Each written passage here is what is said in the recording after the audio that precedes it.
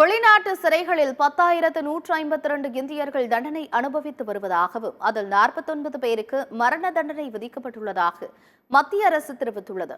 வெளிநாடுகளில் உள்ள சிறைகளில் பல ஆண்டுகளாக தண்டனை கைதிகளாக உள்ள இந்தியர்களின் எண்ணிக்கை குறித்தும் அவர்களை மீட்டு வருவதற்கு இந்திய அரசு எடுத்துள்ள முயற்சிகள் குறித்தும் மாநிலங்களவையில் கேள்வி எழுப்பப்பட்டது.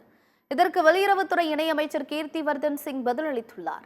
விசாரணை கைதிகள் உள்பட வெளிநாட்டு சிறைகளில் தண்டனை பெற்று வரும் இந்தியர்களின் எண்ணிக்கை 10,152 என்று கூறினார். அதில் ஐக்கிய அரபு அமீரகத்தில் மட்டும் அதிகபட்சமாக 25 இந்தியர்களுக்கும், சவுதியில் 11 பேருக்கும், மலேசியாவில் 6 பேருக்கும், குவைத்தில் 3 பேருக்கும், இந்தோனேஷியா மற்றும் கத்தாரில் தலா ஒருவருக்கும் மரண தண்டனை விதிக்கப்பட்டுள்ளதாக அவர் தெரிவித்தார்.